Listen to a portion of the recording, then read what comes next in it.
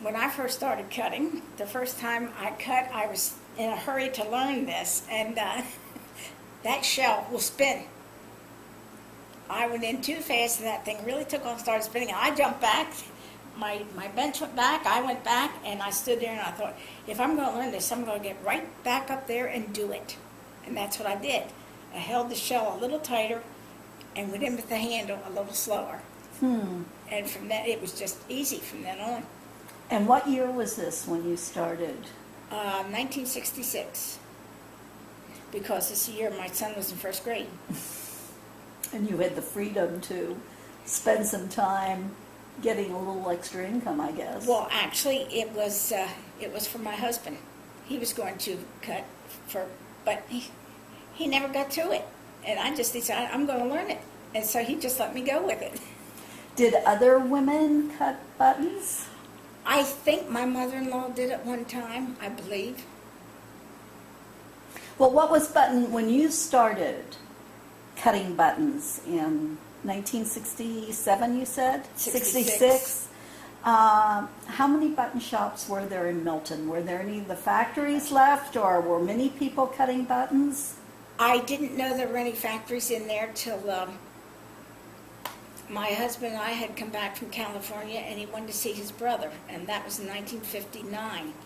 And he took me to this long building, and his brother was in there, and it was all lined up with button cutting machines. And I just stood there looking. I didn't say anything because he was talking to his brother. We didn't stay long. But I was just amazed at these long rows of button cutting machines. It's the only time I was in there. They were shipped in these huge, long wooden boxes. The wood in those things was that thick. Of course, you put all those shells, they were heavy. But one interesting thing about it is he would find pearls, natural pearls, inside these shells. And he'd take a hammer and a chisel and knock them out. And he'd keep them in his cigar box. One morning, I was outside, and he called me. He said, Polly, and my husband always told me, don't go in that shop. But he called me to come in. I went in. He said, you see that box? I said, yes. He said, get it and open it up. And I knew what was in it. There must have been 25, 30 pearls in there in the raw form. And he said, you take one of those. I said, no, Bob said. He said, I don't care what Bob said. He reached in and got one. He said, here, this is yours. I still have it. I have it under lock and key because it's the only thing he ever gave to me, and I treasure it. Well, it's a pretty special thing to receive It for is. a gift. My It goodness, is.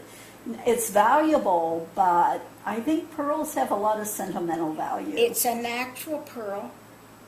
It is not man-made. There's nothing implanted in the oyster to create what you call cultured pearls. It is a natural pearl that happened by accident, and they are expensive. But I treasure it, and I'm going to keep it. And when I die, it goes to my daughter. Many people were involved in this industry, I think, in Milton. Some people worked in their homes, some people worked in factories, and your father-in-law kept cutting much longer, much longer than anybody else did. Is this because he liked it so much?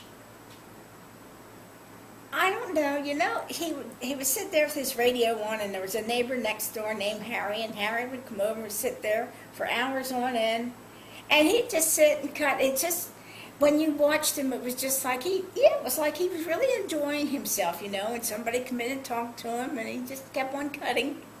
Well, that's what I was getting at. I was wondering if He really seemed to enjoy it. this was social in any way. And I'll tell you something else. He had a little pipe that would go outside the shed, and there would be dust when you cut them, and this dust would go out.